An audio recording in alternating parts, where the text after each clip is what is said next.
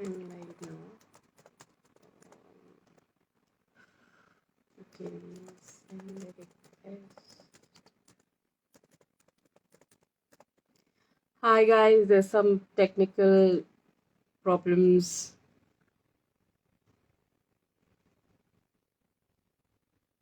Okay, uh, accept.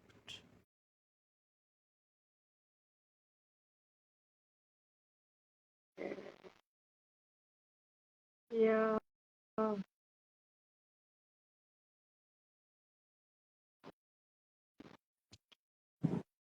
Hi, Hi. can you see me? No, Can you I think see me? no, I can't. But that's the least of the technical problems. That's it. At least we are on live. Yeah, yeah, we are live. Oh, that's this is the yeah, the I okay. Hi Thompson, welcome to India, and once again we meet virtual as such, but great to see you. And of course, as always, my if you cannot, but my annotated book, of course, is there with me, as you were very enamored by that spectacle, of course, and we also met offline. Welcome. How are you doing, and how has it been so far after Celebrity CEO? Um, what has been your journey like after all the after you left Delhi after reaching back to Dubai? No, I think firstly, thank you for having me here. It's a pleasure, coming live, and finally we got over the technical glitch that we were facing. Firstly, again, when I visited Delhi and also Kolkata, all of you guys, the book club was extremely supportive, and because of which the book has actually gained a lot of traction and visibility, and I thank you all for that. So the book is doing well. In fact, how I know is, at least I gauge, is that I get a lot of inquiries from the readers. At least there's quite a ongoing interactions. So that way I know that it strikes certain chord that the readers are looking for. In that way, it is doing extremely well. We are currently in talks for in terms of the next print run, and also trying to see if we can make a series of movie out of this. That's fingers crossed. Wow, I would love to see Ariyan, of course. But because you were off social media for quite a long time, as you had mentioned when we met offline, of course. So a lot of traction came about your previous works. So I wanted to start by talking about your writing journey. When did you decide, and what was that trigger? What was that incident in your life that you went that, okay, I want to write? Because you Okay. had been being a financial consultant for 15 years, and you still are in that job. But what was that moment in your life where you went, I want to write, I want to write books? So, keeping it concise and short, I never wanted to be a writer when I was growing up. So, I never thought I'll ever publish a book, or that was not something which I was aspiring towards. I always wanted to join management consulting, which I'm in right now. And 2009 is when I got my first break into consulting. And when I joined consulting, that was KPMG, which I joined. A lot of work that we do in management consulting is understanding the client's problem, giving them solutions on what are the options available to solve that problem, and giving a recommendation on which is the solution that you should take. Now, this is all about storytelling, right?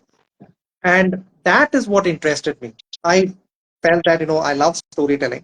My work actually is supporting me to tell stories. Why don't I use this skill that I've developed in my profession for storytelling into fiction and start writing novels? And I am a movie buff, so I kind of watch a lot of movies. I'm sure because of that, I have that creative bug in me. So combining these two skills, right, storytelling and my entire childhood of watching movies, I decided I'll write fiction books. And 2015, if I recall, was the time when I first started writing. I initially started with blogging. I wrote around 10 short stories that I compiled into a very short book called The Stories of Work, Life, and the Balance in Between. After that, I wrote Alumni of the Year, which is very close to my heart. Then with Mhm. Shrishti, we did Love Takeover, and now the Celebrity CEO. So that's my journey in a nutshell. So you have worked with various themes, and this one was the celebrity CEO. I'm holding it. I know you can't see it. The celebrity CEO was around technology, and it was a contemporary fiction. I especially want to talk about your protagonist. The protagonist is Ariyan, who is a CEO and who works in this startup. uh, where was your inspiration coming from when you were, thinking about writing a great character and somebody who is very ruthless? So, was it your own experience or with working with corporate employees? So, all your emotions will be very unfiltered because you can't see us. So I'm loving that. That's good for me. But yes, where did all this, inspiration come from? The for You know, actually Aryan actually, yes. I plan to still continue working in a job. So saying that, the protagonist who's ruthless comes from, my work and everybody and colleagues I've met would not be the right answer. But jokes apart, right? Character, firstly, before the protagonist, the theme that I wanted to explore was mental health. And Mm, I've seen over the years I've worked, various companies, various clients I've dealt with. I've seen people getting burnt out, stressed, and having health issues because they just don't give adequate importance to mental health. And I wanted to touch that theme. Now, in order to touch that theme, you need to create a character who is anti-mental health. You need to create a character that you hate.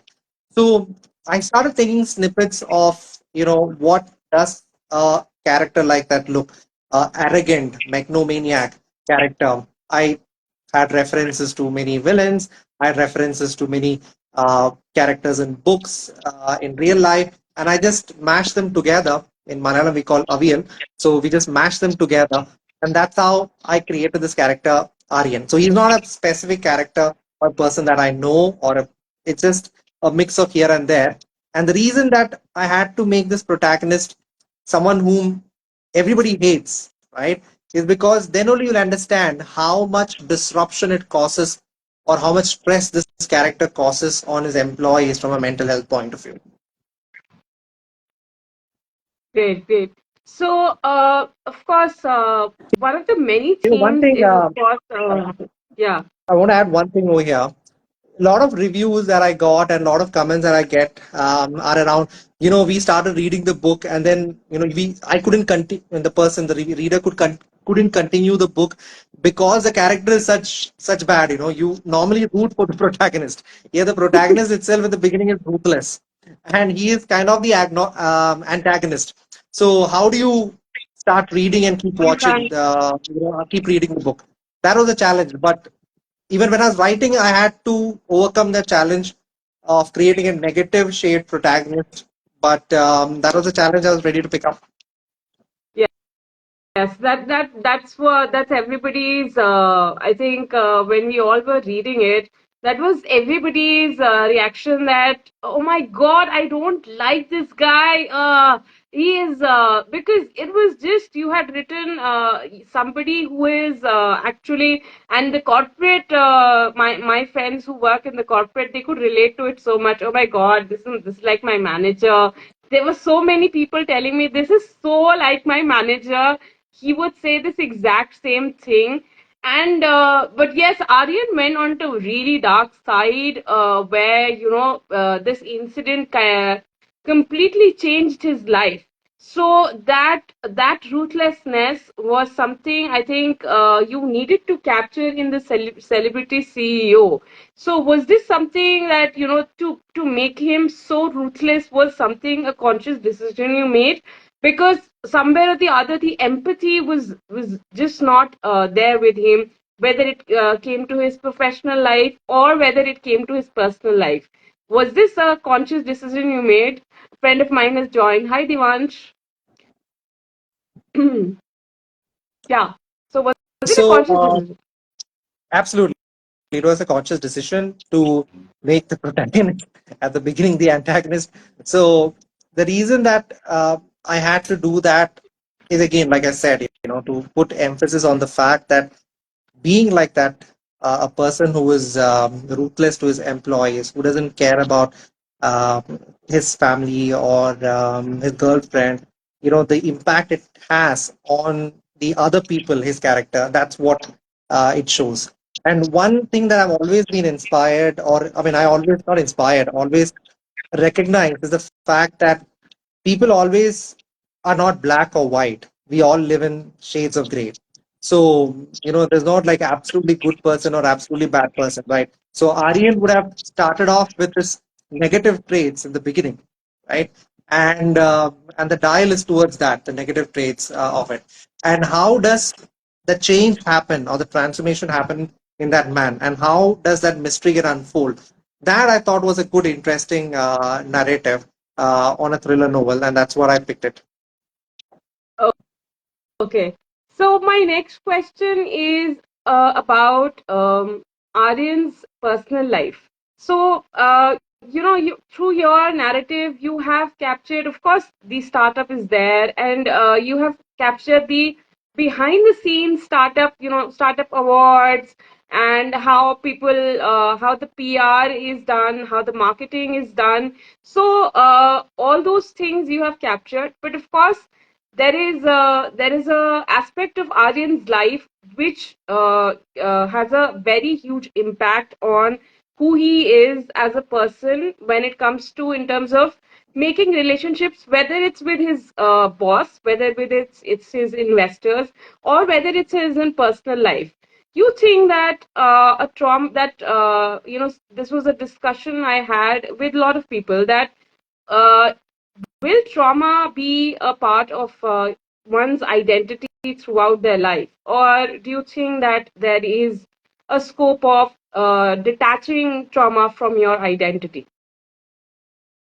It's a very philosophical question, but let me just put it in my way, right? I think not focusing on trauma that much at the moment, but I guess man is nothing but a sum of his experiences, right? So some of them are good experience, some of them are bad experiences, and all this make the person we are today, right? And obviously, it's a journey to improvement that we go through. Now, all these experiences, whether good or bad, are important and are integral part of your life. And if you have seen the movie Deadpool and Wolverine, you'll understand. There is also a reference to this, how the experience has led to the person being at that moment, and how that person at that moment helped do a lot of good. So that way, I think experiences are great, whether good or bad. We need to own it. Trauma, particularly, I guess you know, you need to see how you take it, whether it's loss of your loved one or if it's an injury to yourself or whatever that's causing you pain or a heartbreak. I guess it's also a learning experience, and we learn from it and we move on from it. I guess we own it as our identity, but don't live in that trauma and the past, and that's the wrong thing. I guess you take it as an experience, but living the trauma again and again in your mind, probably that's not a good thing from a mental health perspective. At least that's my view. Okay. So, what do you think? There is, of course, how would you say? Dr. Susan is there, and there are police officers who make an appearance. Um, all of this thought out, and the reveal when there is like everybody went, what the F? So I remember somebody actually, shouting out loud, what just happened? and and it was also related to somebody's life. So where did this idea come from? Where this very drastic change in the narrative and completely changing the game of the, how would you say, the book. So this idea, where did this idea come from? And because you had written a romance before this book, so you coming up with this was something that we hadn't expected at all. I mean, I know from Siddhant, who read it, he's like, oh my God, this is not something I expected at all. So where did that idea come from? So without giving again spoilers again, right? Because Yeah, that's the crux of the book. That's what makes this book very interesting, bingeable, and unpredictable in terms of the plot, right? So two things I was trying to aim personally, right? One, like you said, I don't want to be known as a romance author. That's not the tag that I want to get into. Even Let Love Take Over, the title is about romance, but there are other aspects that book covers. So I wanted to ensure that this time the focus is not on romance or love. Of course, there are relationships with Aryan and Neha. That's definitely there. You can't write any story, whether it's technology fiction or health fiction or anything, without a boy meeting a girl. So there is relationships, but I don't want to focus on just love between a boy and a girl, but relationship across, right? With a colleague, with a friend, with a co-worker, with your parents, and I wanted to focus on that. So wanted to get away from the tag of being classified as a romance, no, author.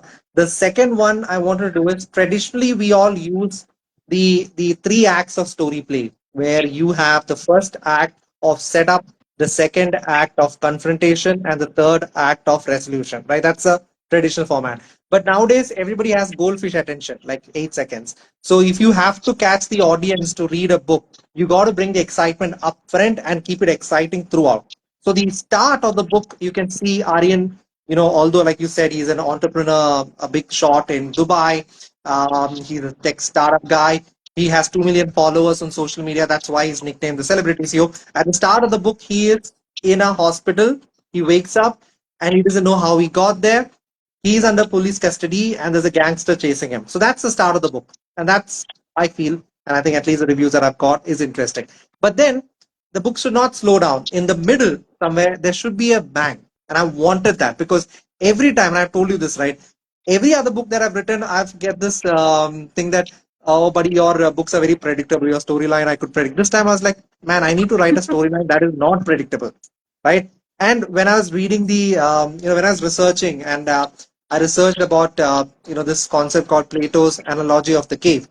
And when I learned that, that's based on that concept only, I put this book together. It is not a novel idea, but I would say that you wouldn't expect this to be coming when you read the book.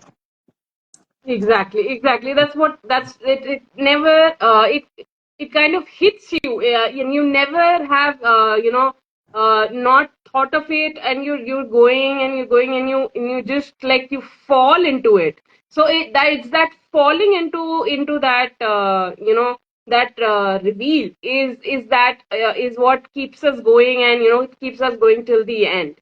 So, of course, coming back to the mental health theme that you captured, and it was also also a realization where I think it was something that I could relate to, because you also mentioned that it was something you one day realized that you wanted to give time to your daughter more, and there is one of the incidents in the book where one of the employees talks about his mental health, and he mentions that about how some things are more important than just chasing after money, or chasing after buying the next big house.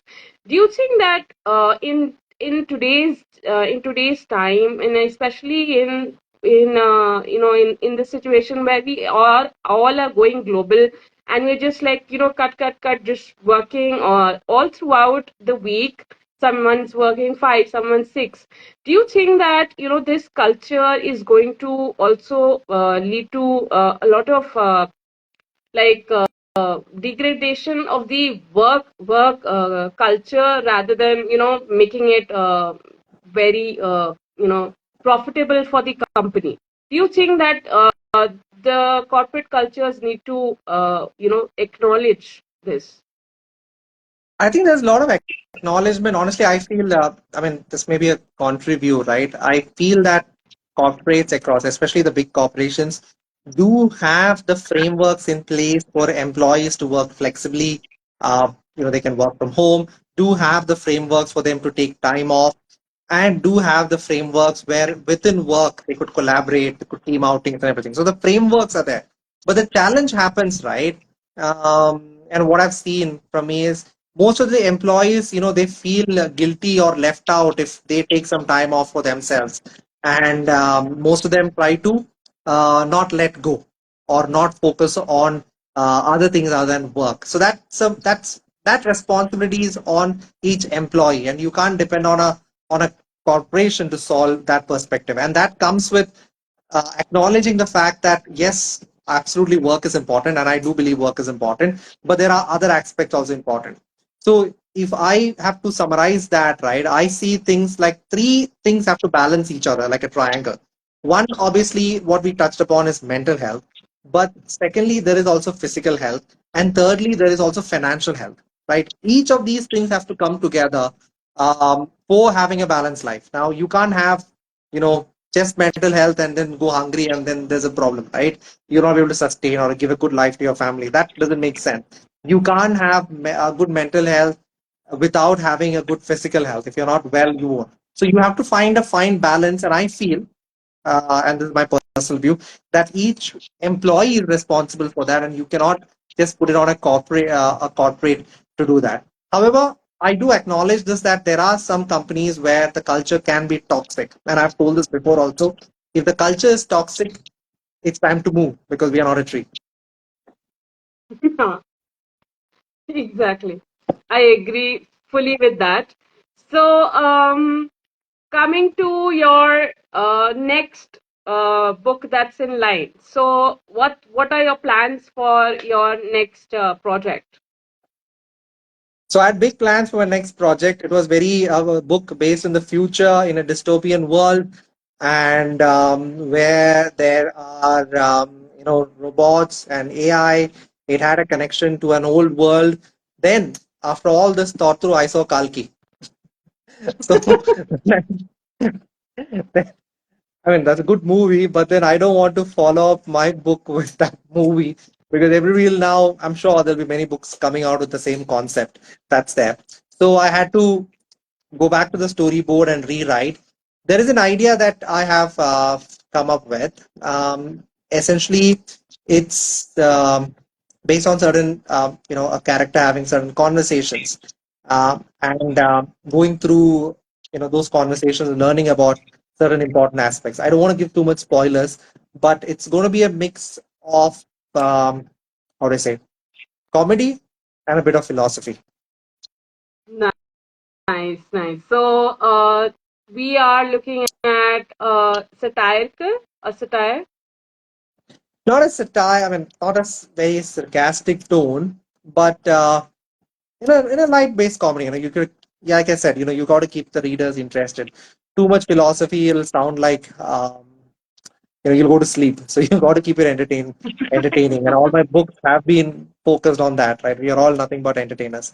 So, it has to be having a bit of comedy. But when I say philosophy, some message has to be there. Because what's the point of reading a book from A to B and not taking away anything from it? Taking away can be a message or an emotion or an experience, right? So you need to give something back to the reader. Okay. So I have one question, and it's a personal question that we all raved about the book, but of course there is going to be maybe 2 years down the line or 3 years down the line, somebody will read this book and they'll be like, I didn't enjoy it.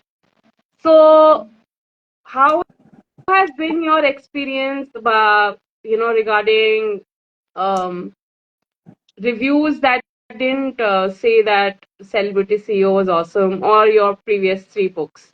The book where they said that I didn't enjoy it, or I didn't like the writer's work. So Well, how has been your reaction to them actually? To be very well, you lock up honest. yourself in a room and cry about it, and then after 1 hour you'll be okay. I'm just kidding. So I guess reaction to every time when someone writes a book, and I'm sure it's nothing to do with me alone, right? Anybody who does a creative job, when they put it out in the world, there's a lot of fear. How will people react to it? How will people accept it? People acknowledge it? Will even people take time to read? So when it goes out there, and when you get, everybody wants good reviews, right? Everybody wants 5-star rating. Nobody, I mean, whoever's not saying that may not be true to himself or herself. So when you get bad reviews, right? It is tough, but I guess that's, like I said, it's an experience that you take the best feedback out of it. Some of the reviews doesn't make sense. Like even in Celebrity CEO, like people have been saying that. I mean, very few people have been saying that, oh, this plot was predictable. Now I can't do better than this.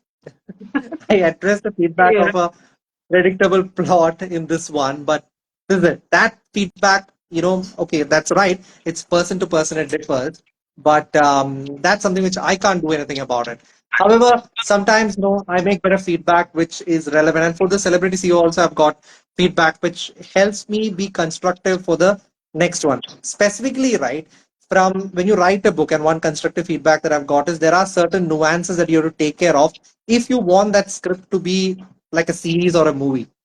So Okay. those feedbacks really help me, so that in the next book when I'm writing, I can address them.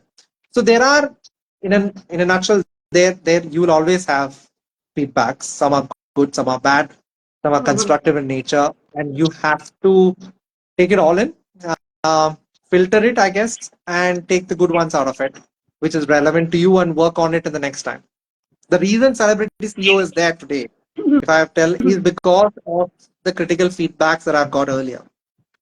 Yeah, Celebrity CEO literally, took birth because people were saying that your works were predictable, or Correct. that's what you said in the Or beginning you're of the romantic slide. author, you know. So, I You didn't want to come on, man. Like, go with that path. So you no, want I to think that we have be. enough romantic novels in this nation. So I'm not adding to that. Yeah, there are so many romance books out here, I mean, but they're good. Like for Indian, example, Indian, they're yeah, yeah, good. Like, please go ahead. but that's not a genre I want to focus on. Ah, yes, yes. So you want to be a master of all trades, No, I of don't want to be. I all want to the be genres. jack of one at least. So I want to. I guess thrillers make sense Mm-hmm. for me.